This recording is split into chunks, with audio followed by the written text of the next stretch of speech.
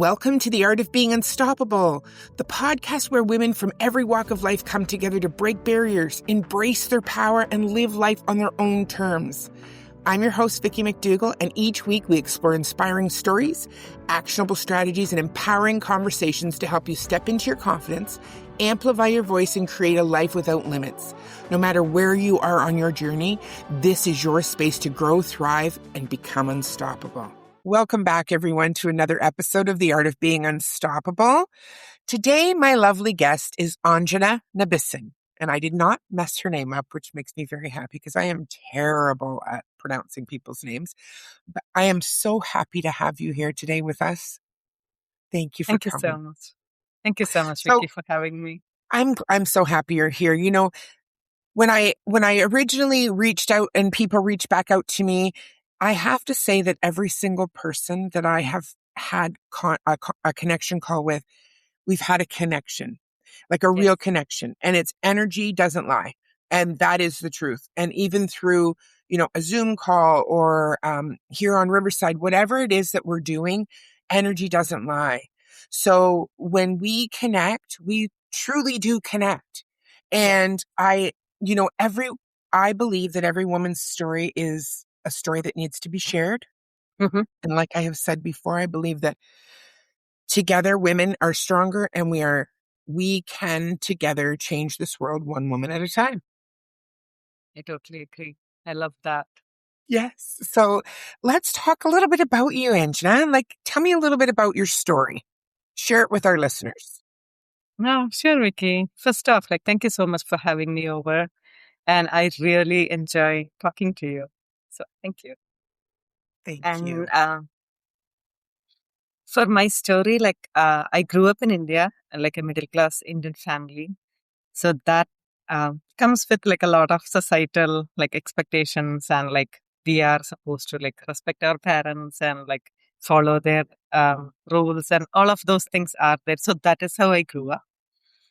So for anybody listening from an Indian background, this is a normal thing. This is nothing different, right? Yeah. This is just the normal. But for me, what was different is I was an extremely sensitive person from my childhood. I could feel everything so intensely, and I did not know how to express it. And nobody in my life actually knew how to support me. So that was my biggest challenge. So I would go to school, somebody will tell me something, and we know in school, kids can be really mean in school, bullying and Mhm. everything. And when that happened, I couldn't brush them off most kids do. I really took them all personally, and I didn't know what to do with. So I grew up with a lot of emotional pain that, and thinking that maybe there is something seriously wrong with me, and that is the reason everybody was targeting me or hurting me. Mhm. And it was not an easy journey at all through school and college. And I ended up working too, in India. And there is one thing, I had a big, huge dream of becoming a dancer. And this dream Really? was I did. That's And that dream awesome. was not as an adult, but this was when I was 5 or 6 years of age. And I really wanted to do that. But the thing is, with our background, that was not something appreciated or okay by the parents, because that doesn't give us a steady paycheck or things. And there is a lot of uncertainty around it, and there was a lot of fear. So definitely I was not allowed to go that path. So instead, there is a set path for most of us. Either we have to become a doctor or an engineer. So that is how it goes. So I was not that crazy about studies. So I became an engineer because that was the easier path out of the two. Yeah. I don't know how much And, easier, Anjana, but yes, okay. But yes, you did it. You did. You Yeah. became an engineer, which is amazing. I did easier compared to the medicine, the route, because that is, we are talking about 8 or 10 years of studies and a lot. So compared to that, engineering definitely was easier. So I ended up becoming a computer engineer. I started my career as an IT developer. And when I was like in my early 20s, like we have this concept called arranged marriage. I'm not Okay. sure if you heard about that. So Yes, just our from parents know what speaking. is best Yes. for us. Yes, with just Oh, speaking yeah. with other people who have either known someone or lived through that themselves. And I mean, Mm-hmm. so that was when, were you still in India at that point? Yes, I was. Okay. I was still in Okay. India. Okay. Yes. So our parents know what is best for us. So they do the background check, they do the horoscope matching, all those things, right? And then when they say, okay, this is the person, I did not know him. And yeah, that is going to be my husband. So long story And you short, never met him. right? Like, it doesn't work like you've never met him before. You don't know the I did family. It's not. not like, really? No, nothing.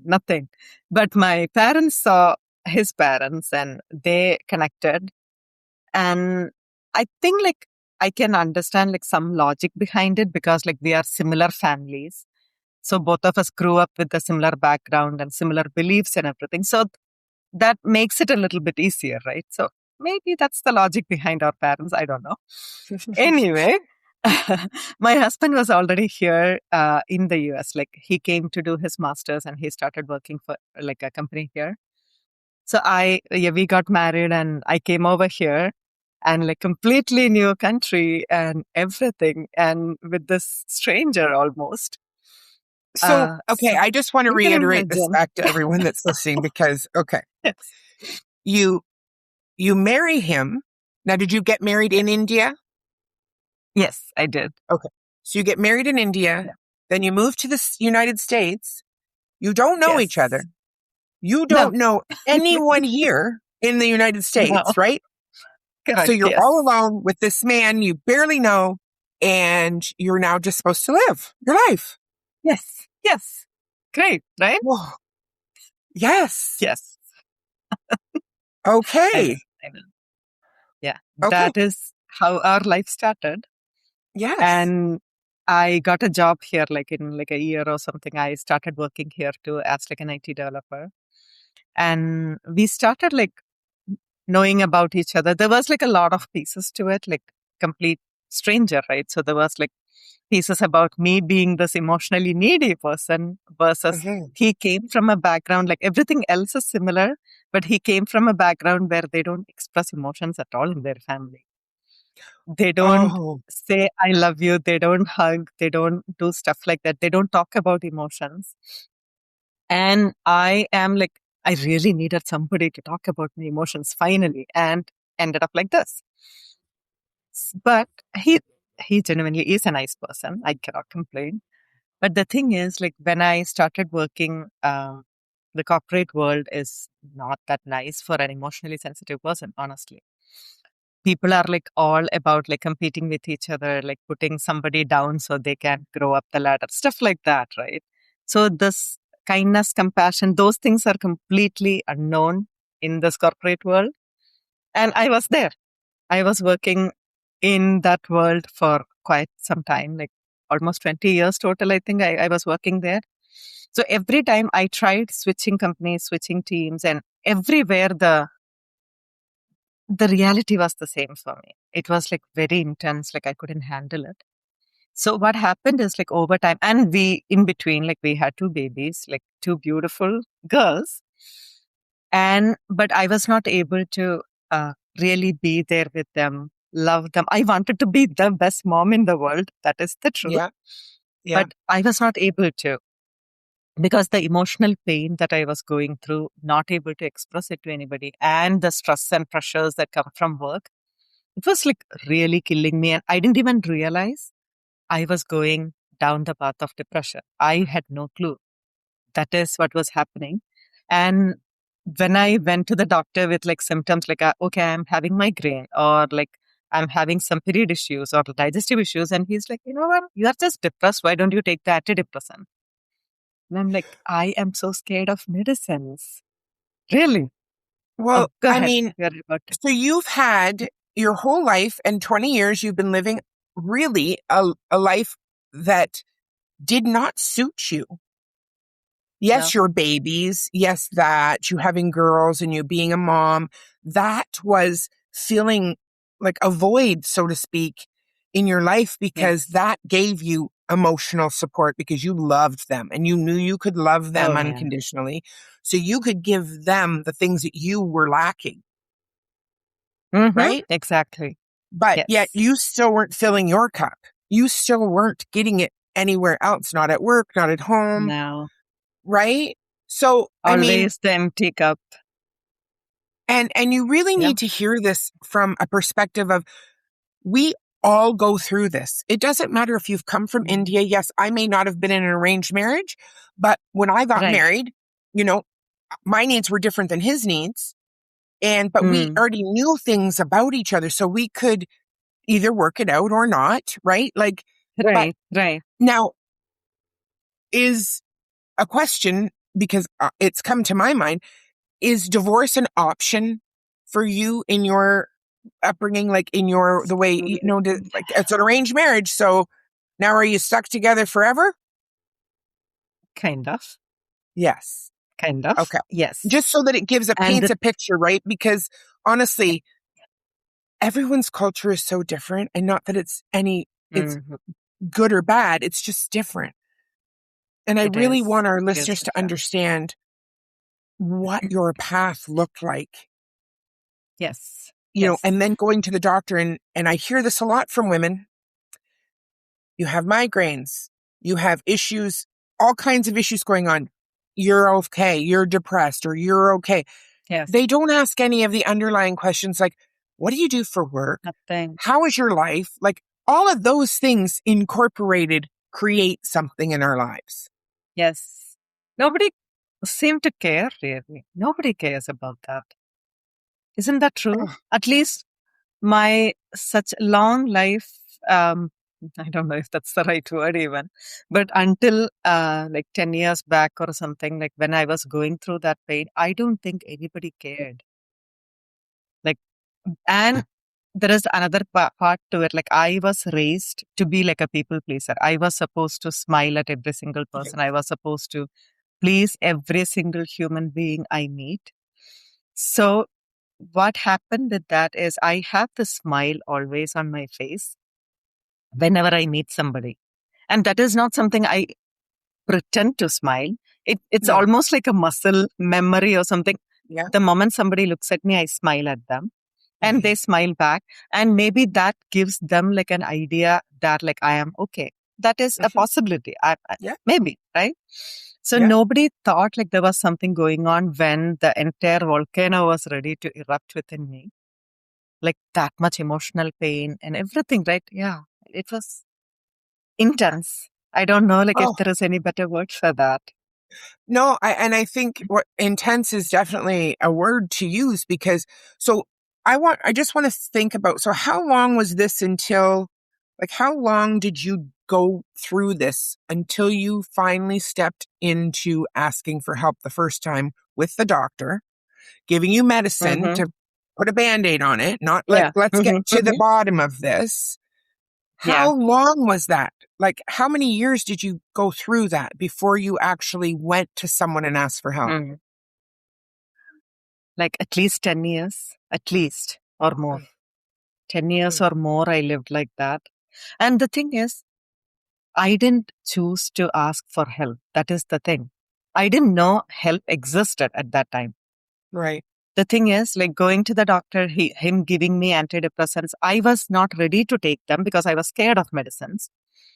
And one fine day, I always call this as my divine intervention in my life because I was at my friend's place for a yoga class, honestly. I was there for a yoga class one on one, and she was my friend. But instead of doing yoga, I just sat there and cried the entire 1 hour I had with her. I did not know what was happening. I did not know to express even what is going on. So I just sat there and cried the entire hour. And she was like, divine timing, divine plan, however we can call it. She was like, I know this is not you. And she knows my kids too. So she sees them like bouncing around with joy and like fun and all that. So I see like that is who you are, like with so much fun and love in within you. But if you're in this much pain, I really want you to talk to my friend who is a life coach. You cannot live like this anymore. And I'm like, did I plan that, or did the divine just like forced it onto me? Because like those days, no kidding, Vicky, like I used to go to bed every single night, hoping that the next morning I don't wake up. No exaggeration here. 100% truth. And this is how like almost every single day I went to bed for a long time. And you had Because there was not your even a girls. hope. No, and you I had your did tell daughters my and you girl. loved them with all your heart. So that even coming into your awareness is something that isn't Yes. normal for you, because that's not who you are. But that's how low it became. Like that's how low it became for you. Exactly. I don't It believe in was like that. coincidence. I don't, Anjana. I don't believe in coincidence. No. I believe that woman was brought into your life for that reason, and you two Yes. have a connection. Like she saved you. She saved you. Really. Really. And I started talking to that life coach like once, I think like at least 5 years or something. I was talking to her every single week, like once or twice a week. Yeah. And she was like a spiritual coach too. So she understood like my pain, and like I couldn't see my thoughts. I could only feel my feelings. Right. That is my nature. So she trained me to see the thoughts behind my feelings, and Mhm. like how to journal every single day and like start meditating. And she introduced me to like self-help books and podcasts, like so many things, right? And one thing I knew at that moment was either my life is done here because I cannot tolerate that pain anymore, or do anything, really, literally anything that is given to me as an option to feel better. I don't know what that is. I don't know how that looks like, feels like. I don't care. I'm ready to do that.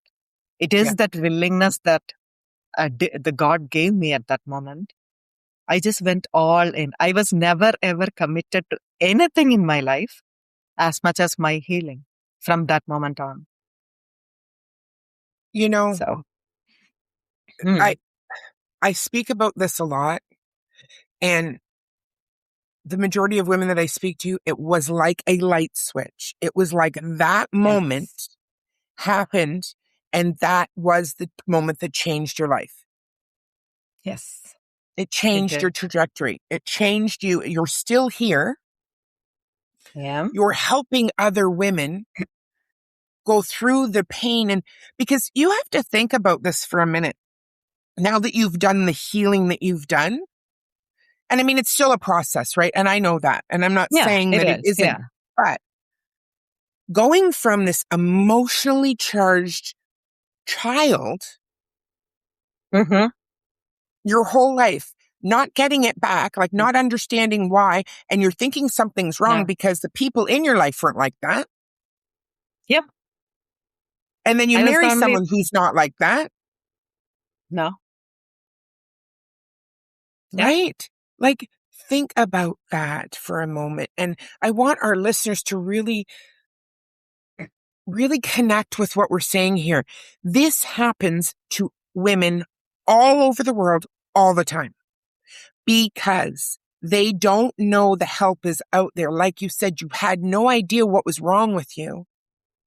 Yeah. And it wasn't until that beautiful soul came into your life and said, I can help you. Talk to my friend. Yes.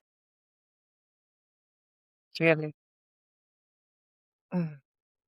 My heart breaks. I mean, Mm. because when we met and you're telling me this, and I was just like crying, because I thought, you endured that and you're here to speak about it. That is your mission. That is your purpose, is to help people see what's possible. Yes. Yes. I don't Okay. want anybody out there going through that much pain and Mm-mm. like losing hope on life, not knowing there is help out there. Yes. Really. Yes, And that is the absolutely. reason I'm doing this too. after like long 5 years of working with my coach and doing everything, I don't even know what all things I did, honestly. Listening to affirmations and meditations and everything I could get a hand on, I started doing that. And hypnosis, we name it, right? Everything. I Yeah. tried every single thing those days. And around like the end of like 5 years, when I started finally seeing the light, and like when I woke up thinking, oh, I don't feel like killing myself anymore. I can actually see the light and my life is not that bad. And you know what? There was something that I don't want to miss saying here. When I was having like one of my jobs, I think my colleague, I was just like talking something and so like I was not happy or cheerful. I was just like too low, right? And when we were having that conversation, he was like, you have such an amazing life. You are not even being grateful of what you have in your life. And that broke my heart like crazy because I couldn't see it. Yes, my life, I have all the blessings that anybody outside the world can see because like we have a beautiful home, two beautiful girls. My husband has a good job. I had a good job, like well-paying jobs Yeah. and like not much debt. So nothing for like an outside person could see that something was wrong within me. Hmm. And they were just blaming that I was not being grateful. And I'm like, there was nothing worse that anybody could tell me at that time. And that's Right? important to speak about because we're all on our own journey and we are Yes. all, dealing with things. And again, from the outside, especially you look at social media or when you're at work and you're working with, 20 different people, Yeah. they don't know you the way Yeah. they don't know how you feel. They don't know your deepest, darkest secrets or soul feelings or anything, just as you don't know theirs. And we need to be ready to receive that, to Mm-hmm. actually even understand it, because you weren't ready to receive that at that point. No, no, It wasn't I until you was were not in at a all. safe space with that person doing yoga Yes. one on one and you got to release some of what you've been holding on to Yes. for so long. Mm-hmm. And I True. think that's key. I like I said, I don't believe in coincidences. God has a bigger God, source, creator, whatever it is you choose to believe in has a bigger plan for you. Yes. Mm-hmm. You're not For done sure. here. You have much more Mm. work to do. And now that you can see that within yourself, you can give that away. Mm-hmm. That is true. Very Mm. true. It makes me, Great reminder, right? Like the path we walked on and like how we got here. All of that. It's just thank you for helping me remember those days and like really own it right now. I really appreciate this.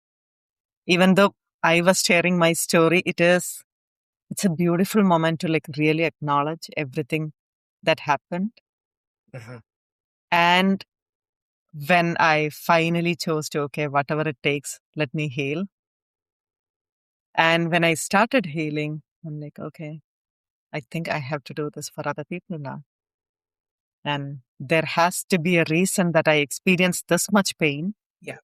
Yep. Maybe there are Absolutely. other women out there who goes through this much Oh, pain, absolutely. right? Absolutely. And if you're listening and this is you or you know someone, share this because there, there's always help. There's always help, but you just Mm-hmm. sometimes don't even see what is Yep. happening until you butt up right against that. Like you said, like every day waking up, I can't live like this anymore. Like Yes. that is powerful. And I think, like you said, you got to go back and as you talk about this story, you're reliving it not as that woman that went through it, but as that healed woman Yeah. who's now can look back at Yes. it and hold the hand of the little girl that went through it. Oh, yes. I do the inner child meditation every single day, Vicky. No kidding. I do it every single day because I know what she went through is not easy. So every single morning when I meditate, I make sure to hold her hands, cuddle with her, and remind her that she is safe. And I am here as her mom every single moment, no matter what happens around me. Yeah. I am there for her to love her deeply, and she's safe. Yeah. And that's And that makes important. the biggest difference. It does, Yes. because you love you, right? And when we I can love do. ourselves, that's right. I can see it. You're So and much. your energy and your being, like you show up, and it's not easy. This isn't an easy thing to talk about.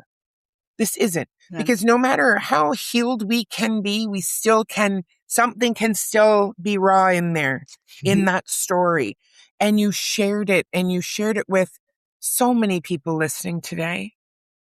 And you now help women. So tell us a little bit about what you've now created for these women that have maybe felt some of these feelings, or have been in the same place, or who have lived the same similar life that you have. Sure. So I started my journey with like life coaching certifications. So I kind of had that feeling that is my path.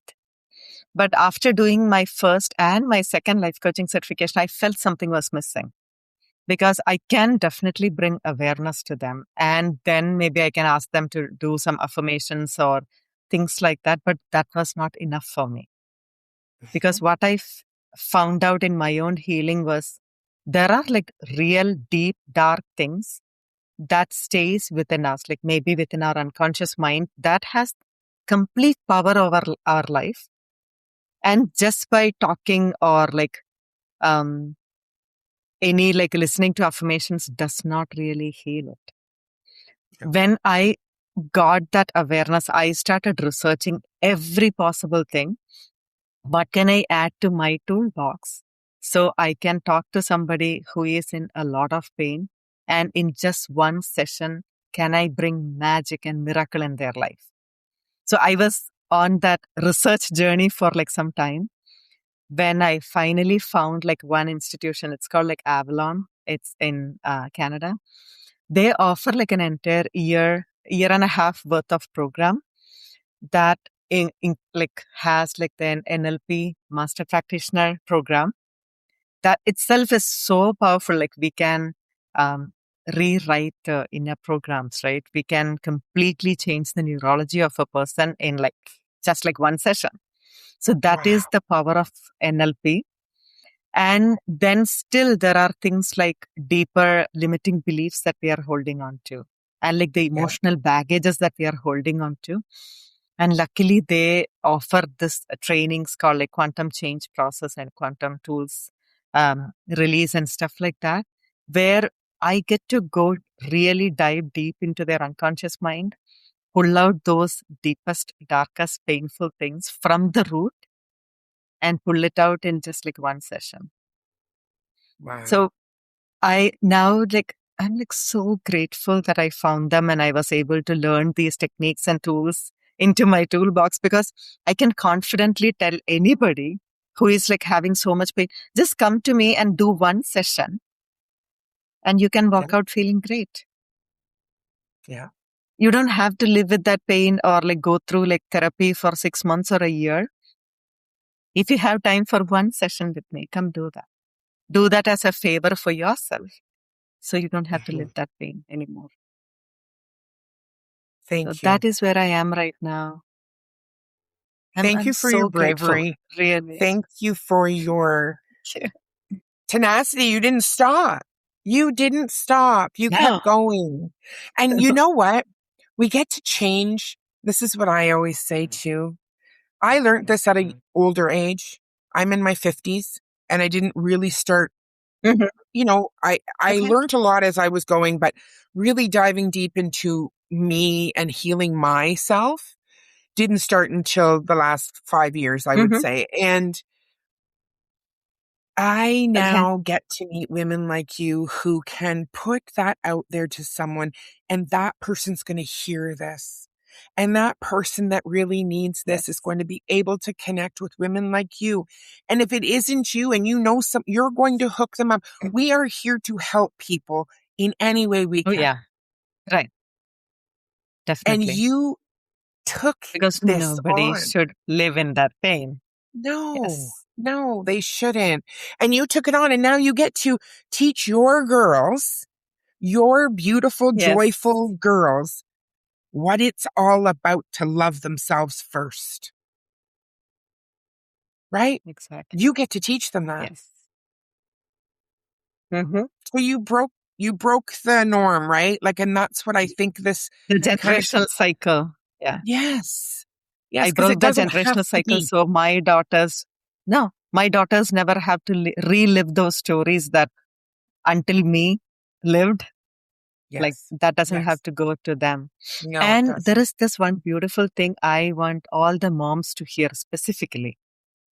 This is very important because when I did the healing on myself, something unexpected happened with my girls because they transformed their lives and they started loving and believing in themselves. And I didn't have to do any sessions for them. I never did a session with them. Yeah. But I see them now. They are like both teenagers. And most moms of teenagers must be complaining like how hard it is to deal with them.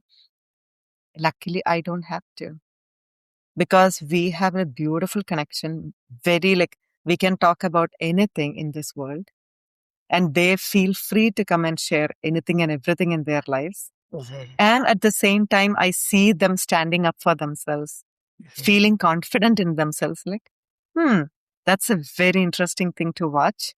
So Mhm. if any of the moms think their kids are not feeling confident, look in the mirror first before trying to do anything for your kids. Look in the mirror, see if you're seeing a reflection of you in your kids. This is my request for you, really, all of you. Thank you. And on that note, I really truly believe that we can't end on a more beautiful note.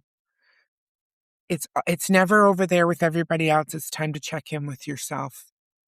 And that was beautifully said. So thank you.